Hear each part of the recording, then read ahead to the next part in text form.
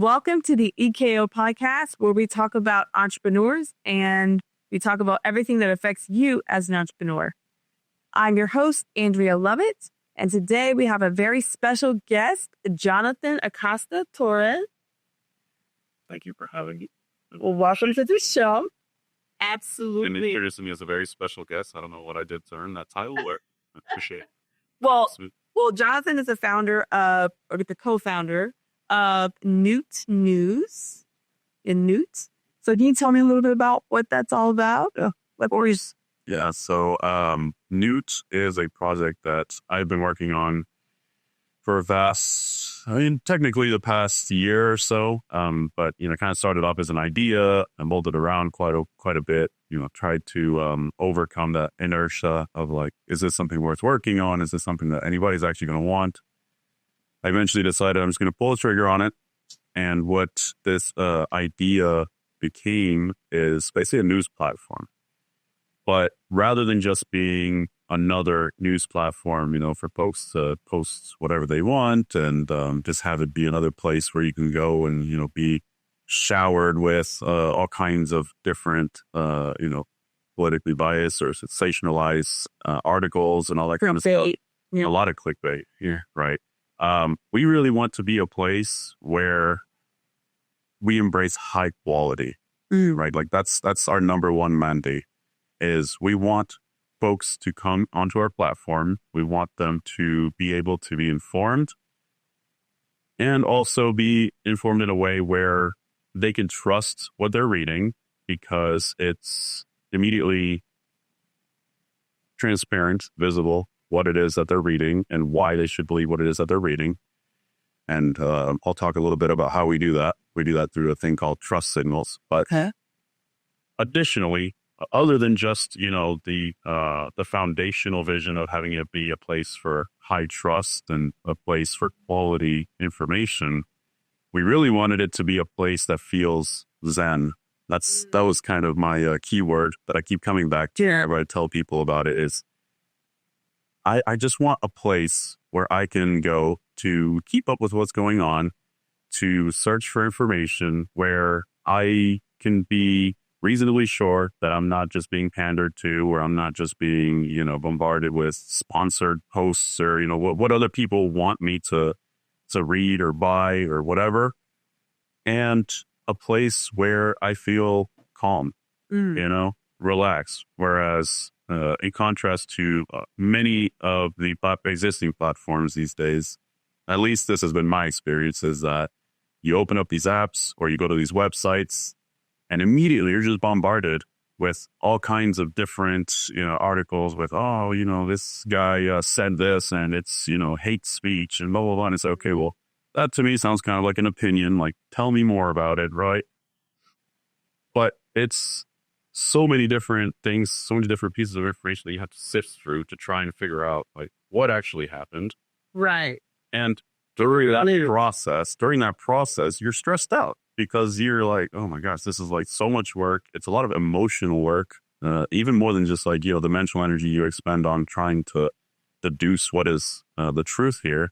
The emotional energy that goes into it, the mental energy that goes into just even visiting these websites. I was so tired of that. And so I said, I'm going to solve my own problem. I'm going to try and just spin something up, something small that would allow me to get a little bit closer to a vision of a place where I can go get my quality news, not be emotionally bombarded, where I feel like my time and energy is respected.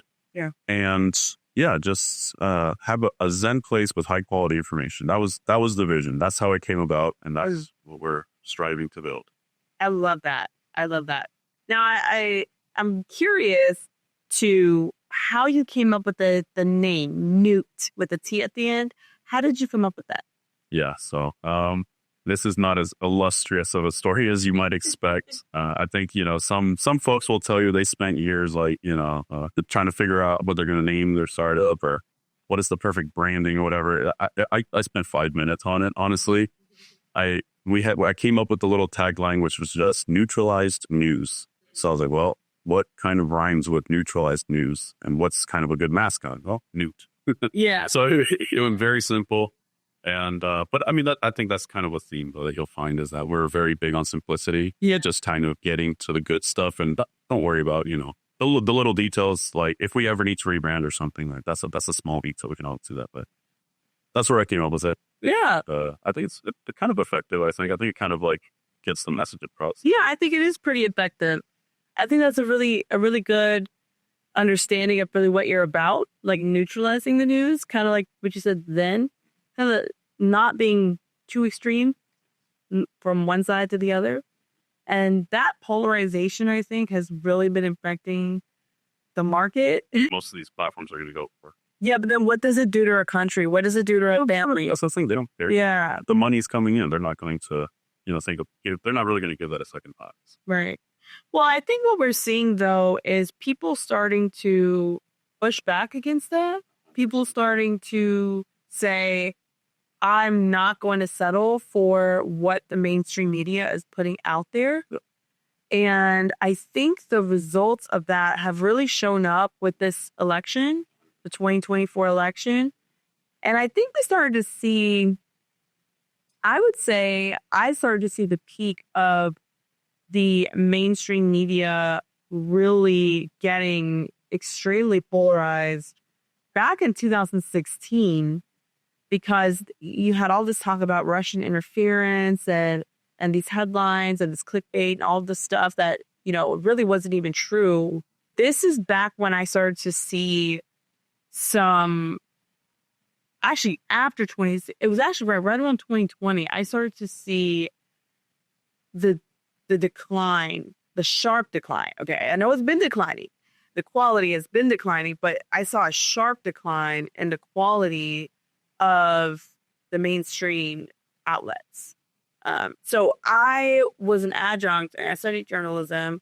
I was an adjunct at FIU, and I did that with the journalism class.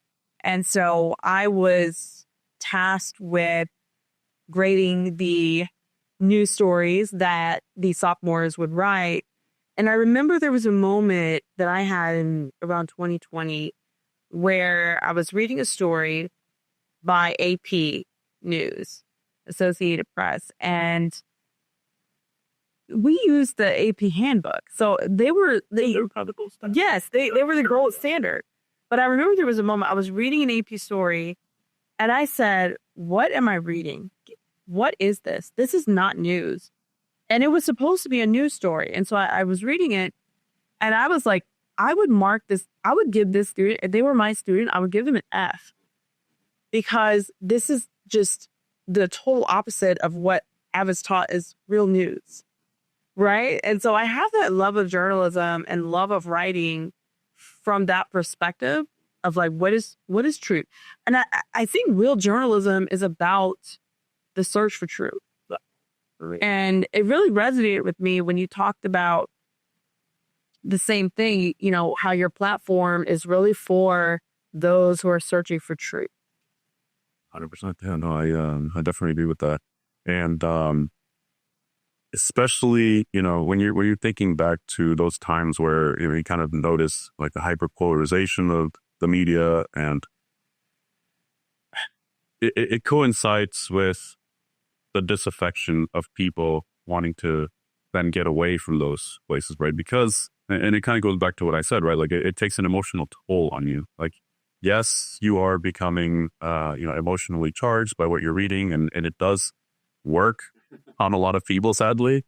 And it does enrage them, and it does get them to, ultimately it gets them to vote a certain way, right? Like it whichever way you're leaning, if you're feeding into that, it's going to get you to go one way or the other, depending on which one you're more, I don't know, I guess affected by. I too noticed the decline of the quality of the media. I noticed the surge in, the polarization of the media. They're getting even further and further away from reporting the facts. It's not even necessarily even like news anymore. It's somebody's version of events, have to get it seen through their filter. Basically, what you're reading is information that has been passed through somebody else's filter. Right. And they're basically just giving you an opinion. ultimately, that's really what it is. And if they're trying to convince you to go one way or another, they're making an argument. That's an opinion. Like you're not even telling me what exactly happened. They're not saying, oh, this person said X thing in the speech, make up your own mind about it. They're saying this hateful person said X thing as part of their speech, which, means that they're pushing Y agenda. Right. Like, that's crazy. Like, that's wild that we write at this place. It's inserting opinion where it used to be that journalism wasn't about opinion at all. There was no opinion. There shouldn't have. And if there was opinion, it was framed within this of a quote, a direct quote. And also, I definitely think there is a space for analysis, right? Where you present the facts. You say, hey, this is how I'm perceiving it. Here's my sources for why I'm kind of leaning, this way or that way in my interpretation. And you're free to go about making up your own opinion. That's one thing. And I think that's wonderful. Like, I love reading different people's takes on certain things that happen, like, especially like in tech, right? You might have, there's different kinds of folks that you might follow, and you might be like, oh, this guy's like really smart at, fintech. And so you want to learn, what do they think about what's happening in that space, right?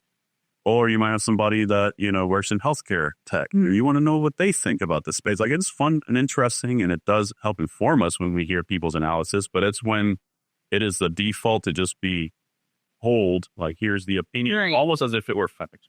That's where I call foul. Right, because that's not news. So, it used to be, it's still sometimes I see it marked as opinion pieces or analysis. The lines are so blurred. But they're blurred, yeah. It's almost like it's invaded. Opinion as invaded news, and it's not opinion is not made. Yeah, exactly. And so, what we're seeing is the beginning of a new era. I think, especially because, for example, so during the election, there were different podcasters that were covering the election. Now, it's also interesting that the president-elect pretty much did a podcast tour, and it was, it was turned out to be very effective. But what I did is I watched the PBD podcast. He's actually the founder of the financial services company that I work with, Patrick Bet-David. I watched his podcast, and what I noticed was that out of all the other news outlets and all the other podcasts, his was the number one podcast. So 270,000 views, I think it peaked at. And nothing else was close. There may have been something around 200,000, but not close to, towards 300,000. And I saw that the mainstream news outlets, their streams were like 25K, So there's more people watching podcasts. All the podcasts, all the streams that were getting 3 figures and up were podcasts, not mainstream media. Yep. And it's no mistake, I think, that this is the results that we saw. The candidate that did the podcast tour that really went along with what the people are clearly asking for is the one that won. Yep. And I think that this has now set a new standard. Right. I think the next election, you cannot afford to skip the podcast tour. It is the new debate. It is the new media tour. Like back in the day, you would go on CNN, you would go to Fox, you on MSNBC, right? That's how you would get your voice out there. That's how people get to know who you are as a candidate, your personality, etc. The days of that are now coming to an end, and it's now about the podcast tour. Yeah. And honestly, when I think about why is this the case? What I'm seeing is that when people look at what the mainstream media is doing, they seem to clearly favor one candidate over the other, but it's placed under the guise of news. We know it's not news. We just talked about this. Like, it's opinion, the way they're framing the different candidates. And so one side tends to have the favor of the media. Of course, the media may turn on one or the other, but there tends to be a really unbalanced support of one candidate versus the other. So you've got sort of like an underdog story going on when it comes to that. And that's not to say one candidate was right or wrong. I'm not getting into the political discussion. I'm just looking at this from a wide view and just looking at it like, okay, this is what happened. This is what showed up in the media landscape. Yeah. And I mean, and it's not going away. It's ultimately a game of incentives. And anybody that spends any amount of time with me knows that I love to talk about incentives, because it really, to me, they're like the best predictor of human behavior, right? And so if you have an organization whose incentive is to make money, first off, right, they need to make money. And then you say that, you know, the way that they're going to make that money is by getting the views, right? Getting a whole bunch of views. And the information that they're presenting is news. Well, if that is your business model and all you're doing is presenting just dry facts, you can imagine not many people are probably going to tune in. Like that, yeah, it's boring. Like, admittedly, it is boring to to just see dry facts, right? Which is again why I said like analysis is still very important. Yeah. So what you have is the incentives then drive towards them doing things that capture attention. What captures attention is controversy, emotionally charged things. It's sensationalism. It's, just making wild claims, having crazy titles, all that kind of stuff. And so that's why you see, all these established players moving towards being more and more polarized, because ultimately it almost doesn't even matter which side you choose. Like, honestly, like for not on a personal level, not a political, I just mean in terms of a media company deciding like which side of the spectrum they want to cater to, it almost doesn't matter. Yeah. You choose one side and then you just feed that base, the rage content that they need in order to keep clicking on your ads and watching your show. And that's very much it. They don't care. They don't have an actual horse in the fight of like, actually moving the country towards a better place or doing better for our people. That's ultimate. That's a footnote ultimately to these companies when they're really just looking at dollars and cents.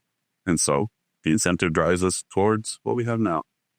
But you know what? I think when I look at it, that's what makes the podcasters so powerful right now. Yeah. It's because it's what you say is what you get. They're not claiming to be the news. Yeah, exactly. They are fully owning the fact that they are giving their genuine themselves. Yeah, they're being genuine. And I think that's what people want. I think when it comes to the news media, traditional media, it's institutionalized. So people aren't trusting that what they see is what they get. They're saying, well, I don't know if I can trust this. But the podcaster that built his following from the ground up, and that's his own thing, he's been doing this for a long time, or someone like me, it's like, hey, I've got nothing. I've got nothing to lose here. I'm just being me. Yeah, for sure. And I think, there's a lot of benefits, I think, to, this new paradigm. There's something to be said, of course, for, there's definitely going to be the bad apples, right? Or like folks that are still going to kind of just want to get into the game for themselves to kind of do what the established media is already doing, right? Like to be hyper polarized and all that kind of stuff. And we see them out there. They're already out there and they're doing, they're making a lot of money probably. But in general, the fact that we have choice, and I think that's really the key. I think that, that's the really important thing. That's really the paradigm shift, is that now we have choice. Right. Where before it was like you could choose between a couple of the different big, companies, and, who do you tune into in your, on your TV or whatever? Who do you listen to? Now, instead of just having, let's say under 10, probably like big choices that you had before, now you have potentially millions, where you can really capture the gray area in between any two sides of any situation, or, any policy or any news event.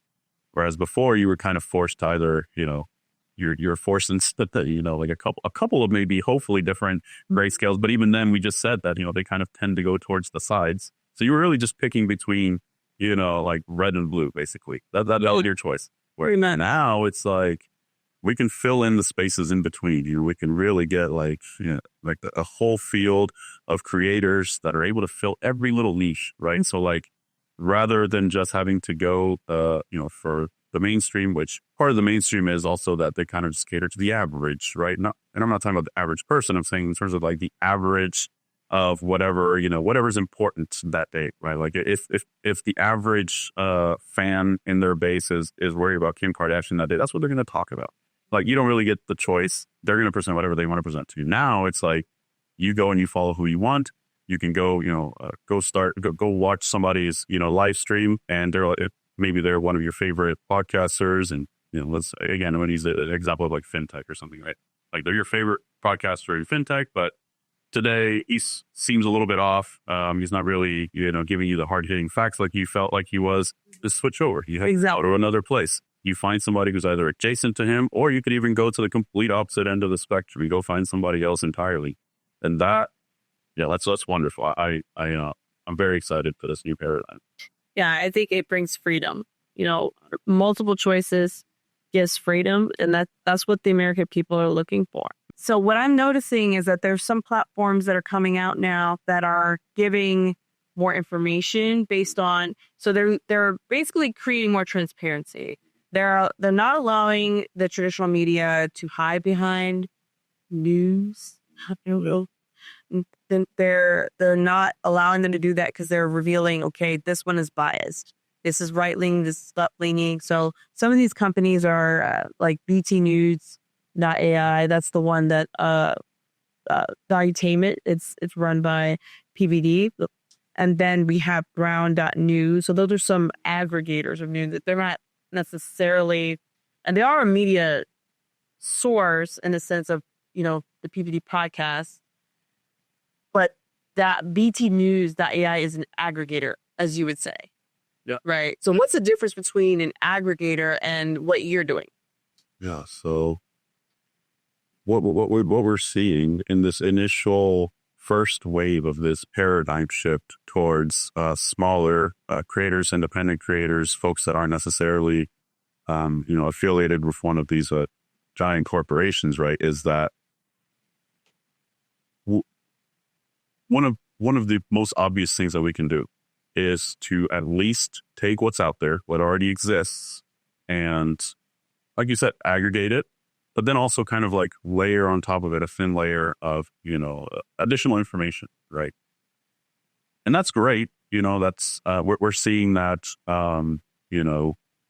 in terms of like, you can look at independent creators who are pulling, information from the traditional sources, but then they're giving you an analysis on top of it.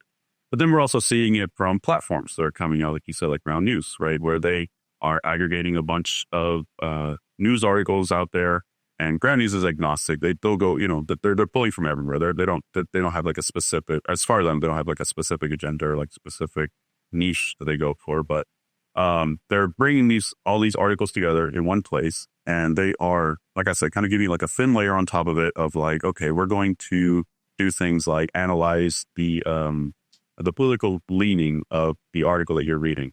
And I think it's a good start. I think it's not a bad idea. I mean, obviously, Ground News themselves are actually doing pretty dang well. I see them all over the place, like advertising in a bunch of different channels. They're like, hey, if you're interested in, better understanding what you're reading, go to Ground News. They give you a political lean, yada, yada. Like, that's a great start. Like, I think that's wonderful. Like, I have no hate for Ground News. I think overall it's a good place to start. Now, where we were trying to go is we're trying to go a step further in a couple of different ways, but most immediately, at least right now, in the current incarnation of our product, we want to be proactive, right? Whereas with Ground News and some of these other platforms that are aggregating, yes, they are making it a little bit easier for you to kind of get to the heart of the information that you want to get to be able to read like related articles that are related to the, topic that you're looking into, to be able to label, the articles that you're reading as, left-leaning, right-leaning, more center, etc., which is good input. We kind of just want to just surface high-quality news that is already like pre-summarized for you we've taken out any potential bias that's inside of the article. We're giving you just the highlights.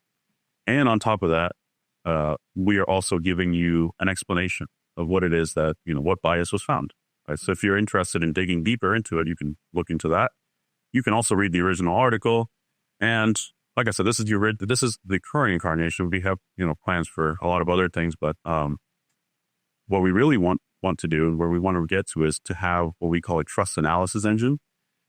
And I think that's really going to be our immediate big differentiating factor, and this is something I'm actively working on, but basically give you what are all those different signals that you need in order to make an informed decision as to can I trust what I'm reading, in this article. So we started, like I said, by removing the bias. We're giving you the explanation of the bias, summarizing information. We're respecting your time. We're respecting your attention. And then additionally, we are giving you evidence. We are telling you why, why should you trust what you're reading here? Why should you, we don't want you to take our word, essentially. Like we're not telling you trust us or necessarily just because we are who we are or whatever. It's like, here is all the information, but in a way that is, like I said, respectable to your time, energy, attention, because it kind of goes back to like the reason why you even created it, right? Where it was like, I felt like my time was not being respected, my energy was not being respected, right? And so, yeah, to answer the question, those are kind of like, some of the things that we want to do differently compared to what these other platforms are already doing. So whereas they took a good start, they kind of are just taking what's already out there and they're kind of adding like a thin layer on top. We want to go much further than them. And going into, I've kind of just been talking about the short term of like what we're trying to do. In the medium and long term, what we really want to do is make it so that we can start with even higher quality information at the start, so we don't have to do this extra processing, right? Like, I think that's really the big thing. That's really where we want to be, is in a place where we're not just aggregating news and adding on to it or whatever. You're a source. We're a platform where quality news just grows, and then we just help expose it. We just help bring it to the surface. Mm-hmm.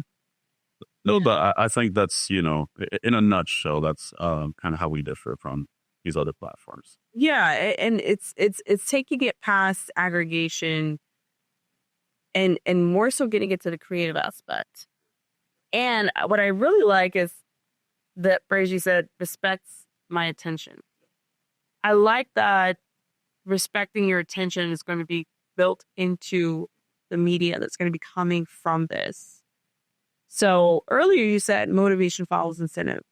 So the mainstream media, their incentives are through money, to have success with their business. Any business has to make money.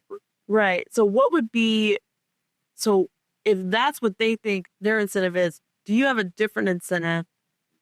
I mean, money definitely makes the world go round. So I know money's part of it, but what is your incentive and how does it differ from the mainstream media? Yeah. So we definitely are a business, of course, if we do need to make money. As much as, it would be pretty cool if we could just, offer this thing for free and just make the world a better place and all that kind of stuff. We're not there yet.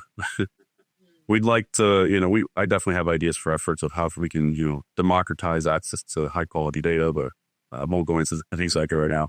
To answer the question, in terms of like how we expect to make money, right, and what are our incentives, I like when I talk about incentives, I like to talk about aligning incentives, right? So like recognizing what are the different incentives of the different players in a given system, right?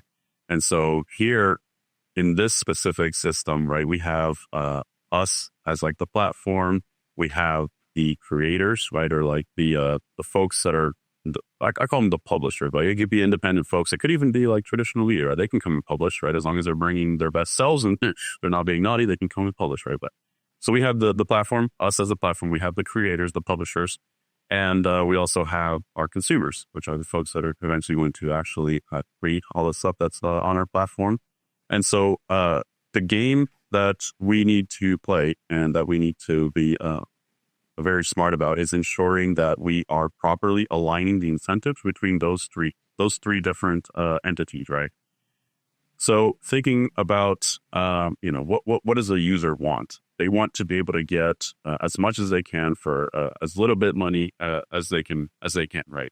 Like all of us would rather be able to get all of the things that we subscribe to for free. It's not possible 100%, but that's what we would eventually like to do. So we have to keep that in mind, right? Like how can we best serve our customer? How can we offer a product that's high quality and that they want to pay for it, right? Yeah. But also think about what are some alternative ways for funding this thing where maybe we don't necessarily always have to go to the end user to get money. Right. So thinking about that, and then thinking about how that comes back to us and our relationship with the actual producers.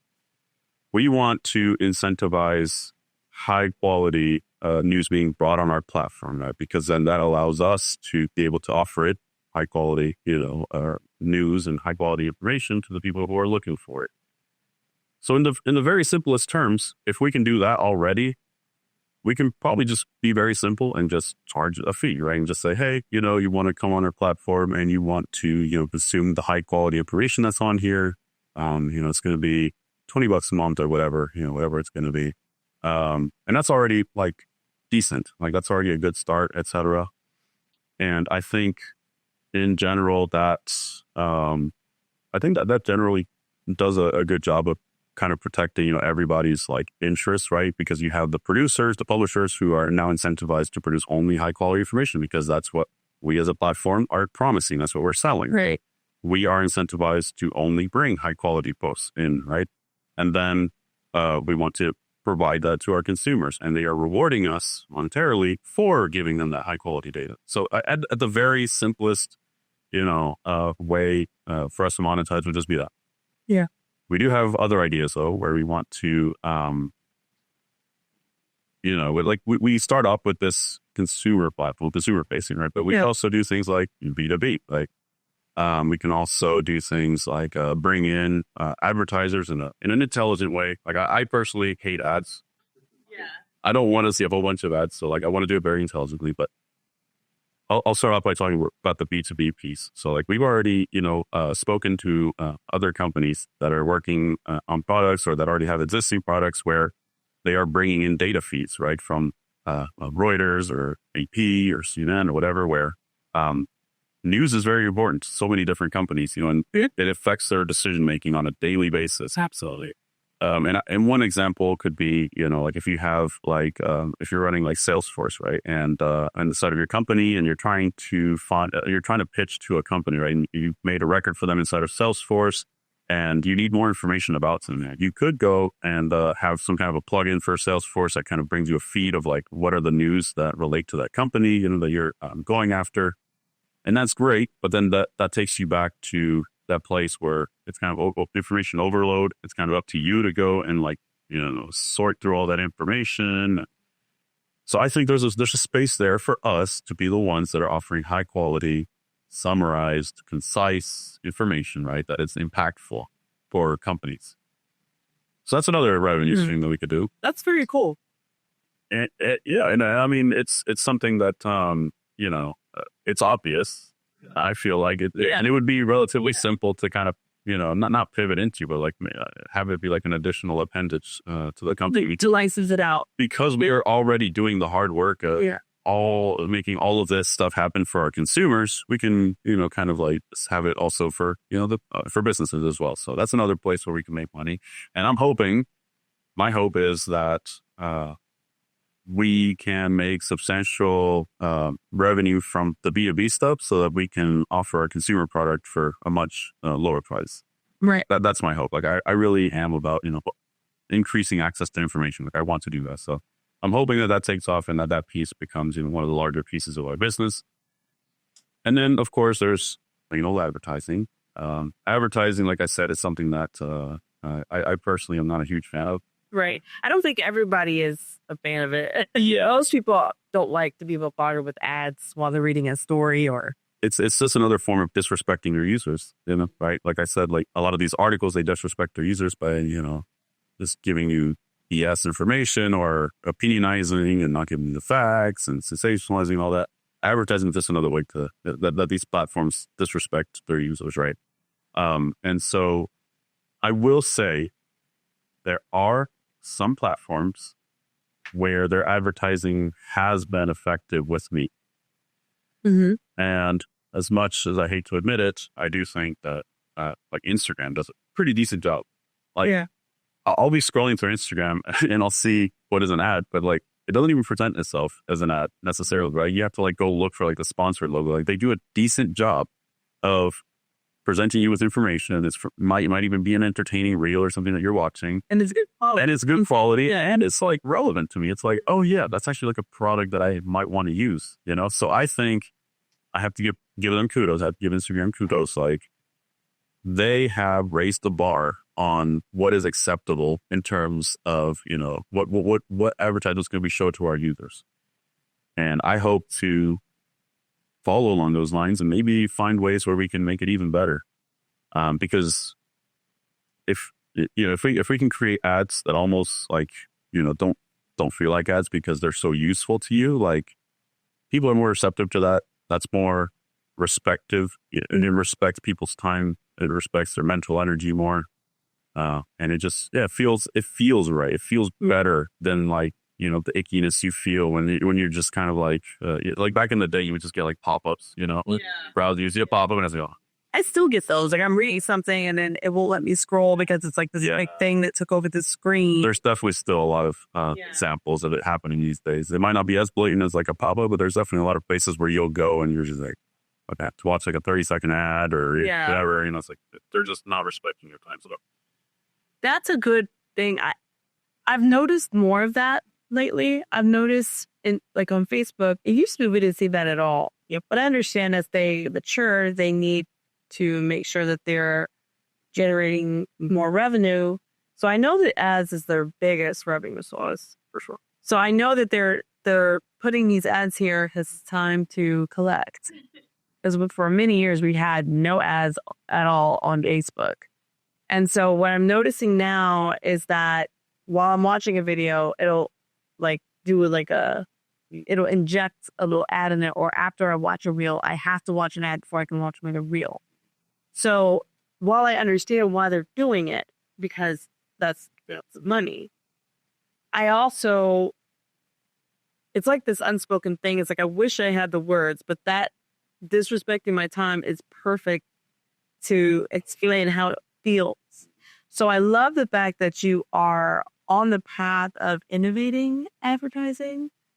And I see it as a pathway through the content marketing game, you know? So the content marketing is a thing, you know, people doing reviews, people writing articles or adverticals. And so we're not I don't think I heard you say exactly that that's what you're doing, but I do think that would be a little bit more likely to not give you that icky feeling or that, because they know they've got you. They know they've got your attention and you have to, like, if not because you're totally addicted to social media, they know they're going to get you to watch that ad because they know you want to watch the next reel. Yeah. So, I think there's definitely a lot of space for innovation in that space, right?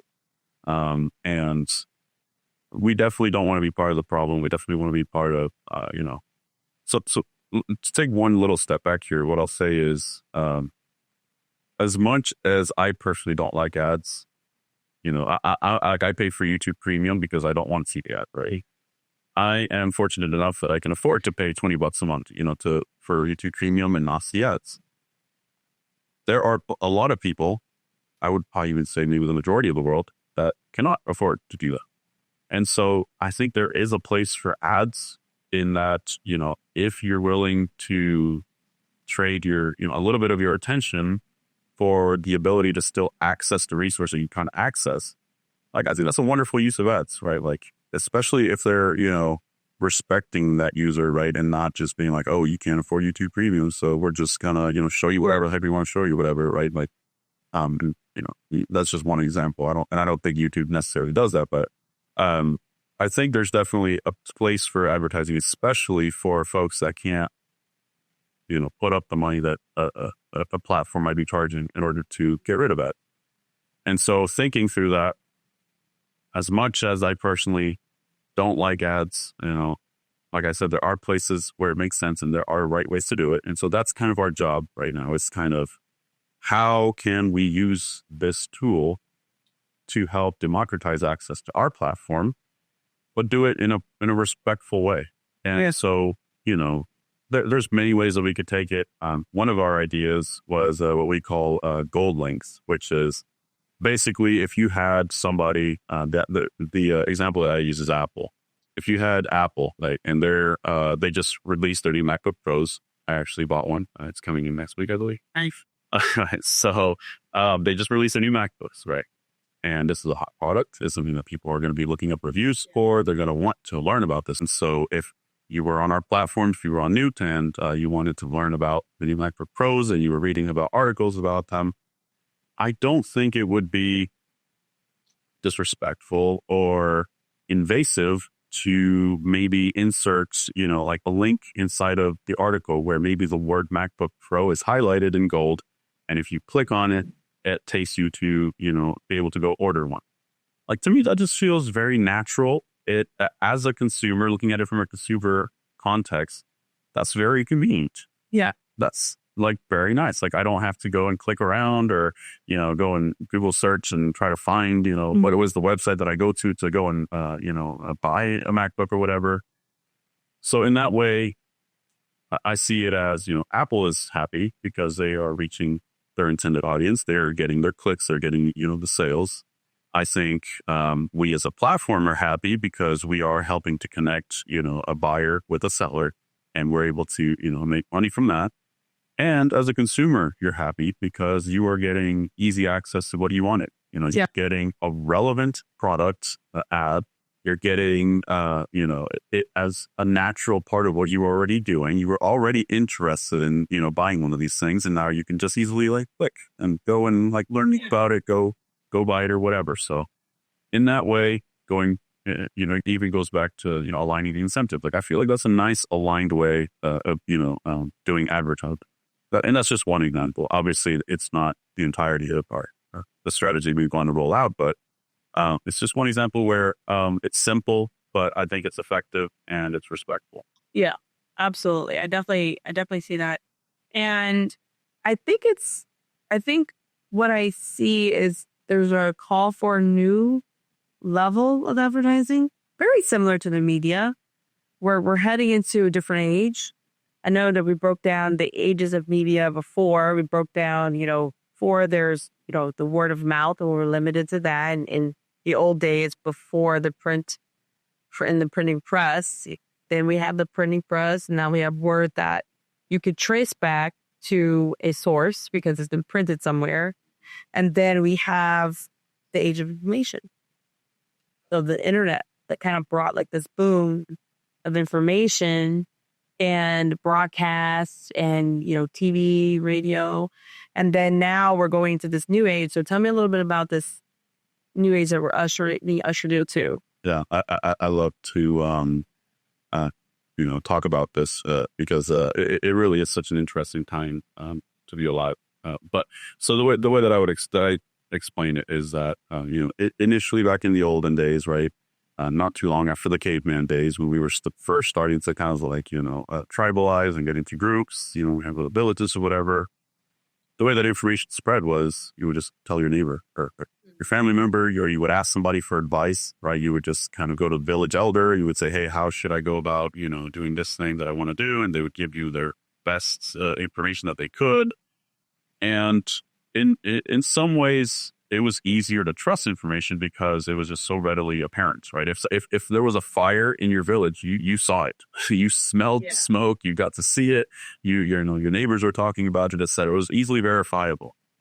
The downside was that you couldn't really access information outside of your little tribe, outside of your little village. It was if a traveler happened to come by at some point and tell you that something was happening on their side of the world, you would be amazed, maybe what they said, or appalled, and you have no real way of verifying it. So that was, in one way you kind of had like more trust in like the news because it was so hyper local and easily verifiable. But in another way, you also had very little trust. As we moved, up into, further ages in humanity, right, where we started to create like bigger civilizations, and we weren't just relying on your small little tribe. It kind of became a place where I would say the rich had an information monopoly because they were the ones who were able to, actually say, hey, bring me, that traveler from the other side of the world, and he's going to tell me stories and he's going to tell me what's going on. They didn't necessarily have a way to like share that with everybody else. Like it would be word of mouth. Maybe the court jester overheard what was going on and you got a secondhand account of what this guy said. But overall, it was like very few people that had access to broad information. And even then you still couldn't fully trust everything that these folks were saying. But then you got into the place where, the arrival of like the printing press, right, where it was like just this amazing democratization of information. Because then at this point, given that you had enough resources to be able to go to a printing press and pay them to, put some words on your pieces of paper, you could spread your ideas, right? You could get information out there. You could spread it to a wide audience. And I think that was, that's definitely way better, right, in terms of spreading the information. But with that spread of information came still less ability to verify that information, right? Because you were still kind of like, there might be like a central part of your kingdom or whatever where all the news came out of. Yeah. And you just kind of received your little paper, or you read it, and you kind of just had to trust what you read because you couldn't really go out and verify all of that information, right? So you got more democratized information, but you still kind of have a basic lack of trust. Moving forward, you have the information age, which is what we've been living through in our lifetimes. And the great thing about the information age is that it even further democratized access to information. So now everybody, virtually everybody, if you have a $50 cell phone or $100 laptop or whatever, or even if you went to your public library, right, and logged in, right, for free, you could go and get access to literally everything, like the entirety of human knowledge, right? Like you can go and find all this information. The problem there, though, becomes that now it's way too much dang information. It's overload. It's information overload. It's, you can go and find, a lot of different sources that might claim to have the truth. You might even be able to find, the closest, you might even be able to actually find the truth, etc. But there's so much sifting and sorting and searching that you have to do to get to that point that it's so hard to be able to keep up with what's going on. It's hard to be able to, consistently and constantly be, doing your research, as they say, right? So for as much information as we have, it's very hard for us to actually capitalize on it, especially for those of us, that still work 9 to 5, right? And have families and, you don't have all that time in the world to be sitting around researching every single thing you hear. And so what we have to do what we've had to resort to is just trusting, the media, trusting what other people are telling us. So we're still kind of in that, in that old conundrum. But we're on the cusp of that's the next. Right. Yeah. So now that we've gone through that, and now that we're seeing things like the advent of AI, which AI models are literally trained on millions, billions of books and articles and everything and all that. We can offload the before we had to use our mental capacity in order to sift through all that information and kind of come to a conclusion. Now we can use computing power to do that work for us, right? So we can use things like literally like AI models, right, that are able to look at potentially billions of different sources and come back to you with an answer. And so we're reaching what I like to call the age of like information where it's kind of it's brought to you basically, right? Yeah. It's like converged.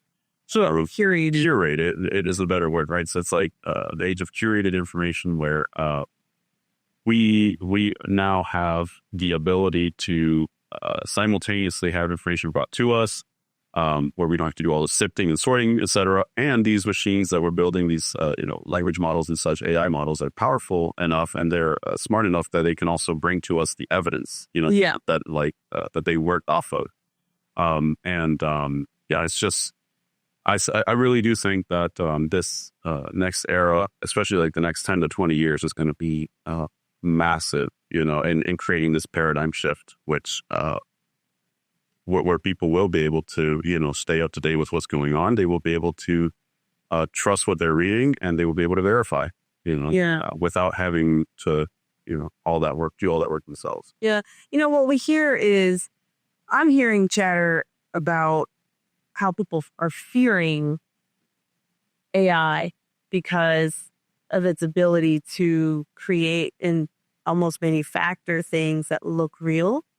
And so there's a lot of fear out there, fake headlines, news, and images and videos that look almost identical to real life.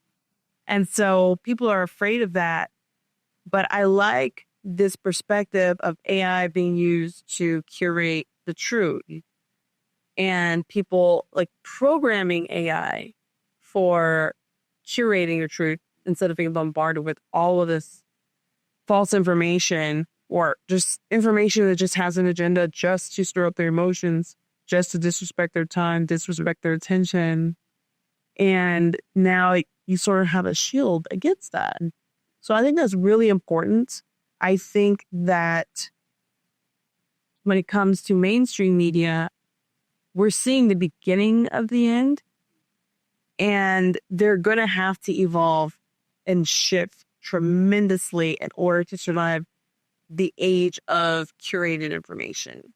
Yeah. And because it used to be that they were the curated information, but now that this plane has been full of all of these different sources and individuals, and we talked about earlier podcasts.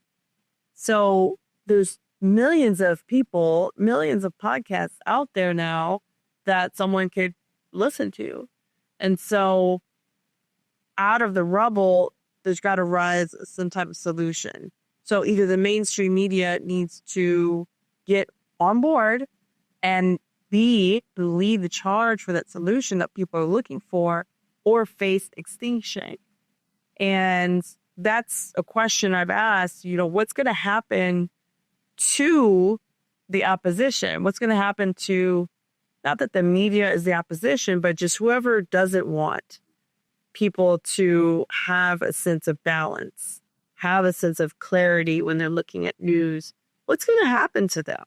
Yeah. I mean, I'll start off by saying that I think there's probably an alternate reality where the mainstream media took their jobs seriously, and we don't need any of what we're talking about right now, right? Yeah. And there's probably a reality where the original curators actually did their jobs well for decades on end, and there's probably no need for a whole lot of this, but they didn't do that. They decided to take the other route, and the thing is that for as much as these organizations did take that other route and lost a lot of our trust, I don't think it's necessarily it's not 100%. I don't believe it's necessary for them to just completely die out. I do think they will need to change. I think that they will need to transform as we're seeing this paradigm shift, and as platforms like mine are showing a better way forward. I think they will have to adapt. I don't want to see them die necessarily. Yeah. If they're able to shape up and they're able to, offer like a compelling, even if they, decide to have like a competitor to what I'm doing, that's amazing. It's good. It's good for democracy, good for the world, etc. So it's not necessarily, it doesn't have to be a life or death fight. I mean, if they want to continue doing what they're doing and they don't want to shape up and they don't want to do better, then obviously they're going to go the way of the dodo. But, I think, at least the way that I'm thinking of it is I want to give them an out. I want to give them the opportunity to do better and work with platforms like mine, right, to be able to raise that quality bar for themselves find new incentives where they can still make money, right? They can make a lot of money, hopefully. Like that's really honestly, like that's probably like job number one for me outside of providing high quality information to my consumers is making sure that my publishers are happy, like making sure that they're making as much money as they can, because that kind of, kind of creates like a flywheel effect where they will bring higher quality data or information to us. They will get rewarded for it. So they will bring more, will get rewarded, et cetera. And I'm hoping that, a lot of these existing organizations will be a part of that. I think if they were to come on my platform and they're able to, align by the standards that we are setting, I hope they're rewarded handsomely. I'm hoping, I hope that I someday have to write them $1 billion checks. That would be amazing. It would be great for me too, but, it would be amazing to, kind of realign them towards producing the high quality information, that's like actually trustworthy and it's respectful of our audience, et cetera. So, that I guess that's just how I see it. Like I don't see them as enemies necessarily. They're a competition, but they're not necessarily my enemies. I want to see them do well if they want to embrace the new paradigm. Well, but we have to acknowledge though that no one wants to be forced to change. This is something like they're incentivized to do this, to behave this way.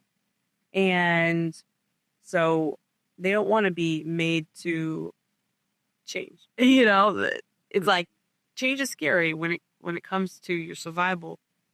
And so they may see you as an opposition, even though you don't see them as an opposition. That's why I use that word, and I'm sure you're facing challenges with like the launch of this platform, because maybe that's not in their best interest when things, when truth becomes more to the forefront and more people have access to it, then whoever's incentive to hide the truth, now they're suddenly in a position of defense. There will be those that dig their heels in for sure. Yeah. I expect that. Yeah. But now, to those who would like to evolve with this, I do see a place for journalists. I do see a place where journalists can step into more entrepreneurship, because currently a lot of journalists, and I know that you've talked about before, that some journalists, they just don't like the way they've been treated by mainstream media, so they go off and do their own thing. They start their own podcast, their own shows. And so they're now starting to have to embrace entrepreneurship. Yeah, they have to go off on their own and try to do it themselves. Yeah. And that may be what the future of entrepreneurship, what the future of media looks like. Yep. More journalists who are on a quest for the truth will find themselves because here's the thing, AI can create news, it can write, it can do all this stuff, right? When it comes to what's news, purely facts. But only humans can be investigator-less and find it creates. Still have a monopoly on creation, unlike you. Right. AI can only take what we create and then and work with it. So we still have a monopoly on that. There's still a place there for you. Yeah, and it's not just the creation, but the search for truth. AI can put it through a language model and it can reason things out, but AI can't independently take case and go searching and knocking on doors and interviewing people. That's just something reserved for humans. Yeah. And, it definitely resonates with, my mission to bring in publishers that want to, be those investigators, the ones that want to seek that truth out and report on it and bring it to, the masses, bring it to everybody else. I do agree that, the future is small. It's small creators, right? It's the independent ones that are working for themselves, really, and chasing the truth that they want to, actually like look into, instead of being forced to go and, work for a media company that has their own agenda or like their own topics that they want you to go and investigate for them. And I mean, I think it kind of resonates with everybody, really. Anybody who's worked like a 9 to 5, right? Like all of us were once, bright-eyed and bushy-tailed, and we were going to go into this field and I'm going to do great, wonderful things. And you get there and it's like, they're kind of just telling you to go fix this thing, or go do this, this chore, or go do this other thing that you didn't really think that you were going to be doing, or that doesn't really excite you. It's not exactly fun. It's not what you thought this was going to be. So I definitely think that specifically with journalism, this new paradigm is going to bring with it a wave of new independent creators. And I mean, we're already seeing it, with all these, with the wave of, podcasts that are coming out like every day. There's a new podcast, there's somebody, starting something new, and they're offering their own unique perspective on the world, right? I think for journalists, it would be very much the same way. It'll be like, I specifically care about, what's happening. I'm from Puerto Rico, so maybe like if I were a reporter, I'd be like, I really want to know what's happening there. I know that there's a lot of like injustices happening, and I wanted to like dig deep, and I want to go and like find the truth and report on it and bring it to light and, get people to take action, right? Whereas these days, maybe if that mission that you have does not align with what your employer wants, it's basically null and void. You're not going to go do that. They'll just cut the story. Exactly. So yeah, I think we will see that. We will see, and especially with journalists, I think like a lot of them really are very optimistic. Like when somebody goes to college for journalism, like it's because they want to seek truth. They're excited by it. I want to go get the scoop on this story. I want to go expose this thing. I want to go, like bring this thing to light. And then they're like kind of gets dim. So we want to make it so that doesn't happen. We want to bring people to our platform, independent creators, journalists, and make it easy for them to be able to get spun up and start working on what they want to work on, right? And one of the ideas that we had talked about a little bit was, how do we make it easy for them to be able to start that business, right? Because they it's a daunting challenge for anyone to, like start their own business. You have all this bookkeeping you gotta do, accounting, you gotta sign up for all these like, checking accounts or credit cards, and I gotta do invoicing. What the heck is invoicing? And now I need HR software. What are you talking about? Like, all this kind of stuff. So definitely, we have a keen eye on trying to help these smaller creators, these independent journalists, focus on, just do what you love to do. Do the investigation, do the writing, bring us the high quality news, and we'll do our best to try and take the management work out of it. So it's very, very early days. This is really just still an idea. Like I haven't actually started working on developing this, but it is definitely something that's deep in my heart, where I can relate to it. Because it's like I've gone out before where. Back in 6 years ago, I wanted to start like a contracting agency to be a contractor for the government. And I went in, I took like a seminar class on like what is it going to take, right? So I started landing government contracts and what all goes into it. And I just got so demotivated. I was like, this is such a BS. Like, there's way too much that goes into it. Just even standing up the LLC and getting your tax ID number. And why do I have to go and get, what's it called? The Duns and whatever, Duns and Bradstreet number. I was like, what is all this? Yeah. So much extra stuff that goes around it. And at the end, and then you spend months just working on that, like on stuff that's not even part of your core business or whatever. So I definitely kind of like identify with it. So you're creating a system to power, really what I see is democratizing journalism. Yeah. Democratizing investigative journalism specifically, because that's where like the search for truth really shows up. And for those who want to become an investigative journalist, or those who really want to become entrepreneurs in the news field, in the journalism field, you do need a system.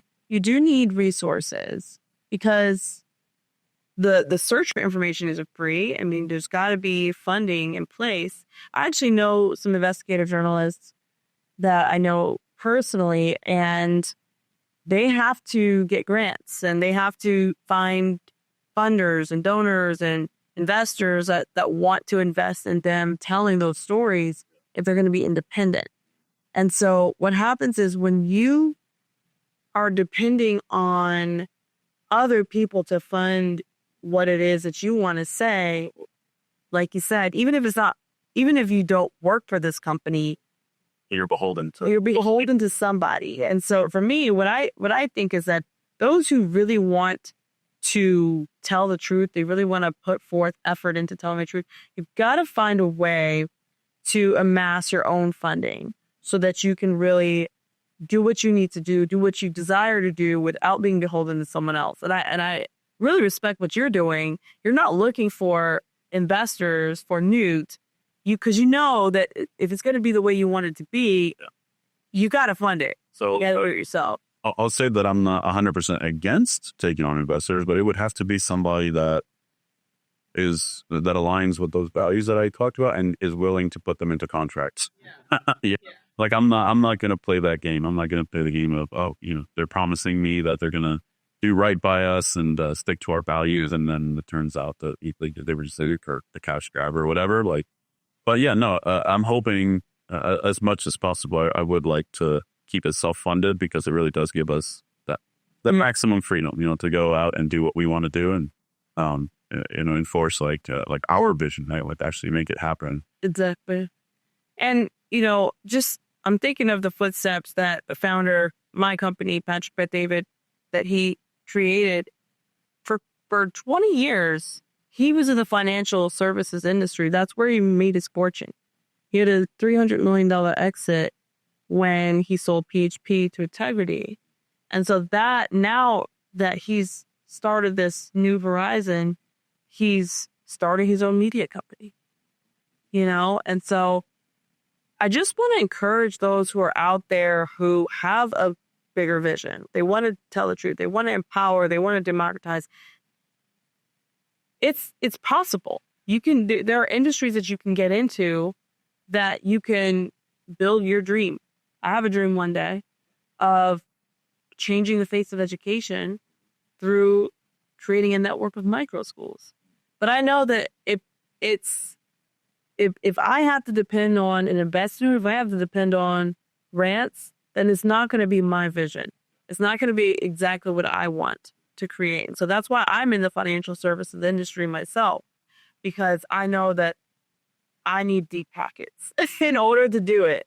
And so for those who, as we wrap up, for those who are seeking to plant your flag and say what you want to say and fund yourself, there is a pathway, and that's what I offer.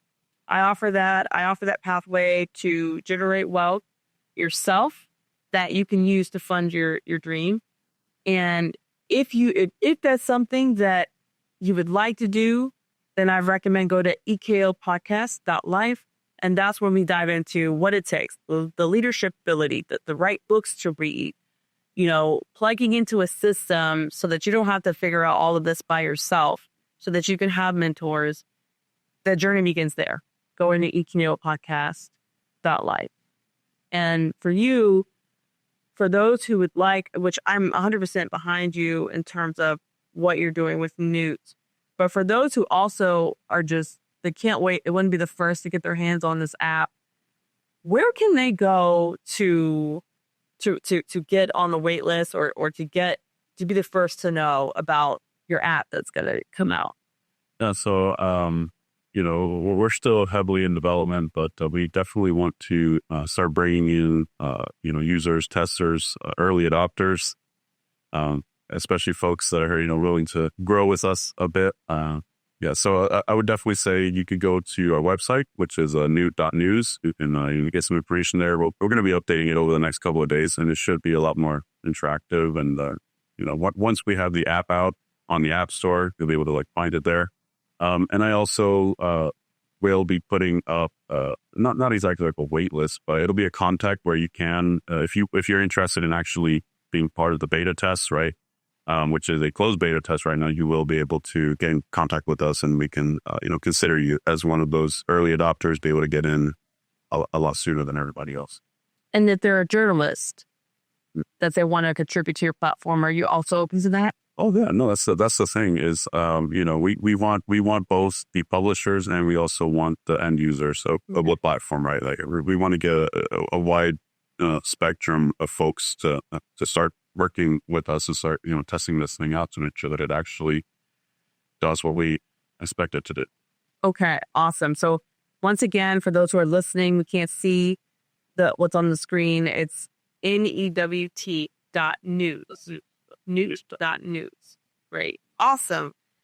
Well, Jonathan, thank you so much for coming on the show. I really appreciate it. I had a blast learning about all of the different things you have going on with Newt, and your perspective is really refreshing. I love that balanced perspective and just kind of forward thinking into the future. That's always something that I appreciate. For sure. And thank you for asking good questions. It's always good to, have somebody that is able to draw the best out of somebody else. Awesome. Well, there will be more to come. So for everyone out there, thanks for listening and tune in next time to the EKO Podcast. That's a wrap. Thanks, everybody.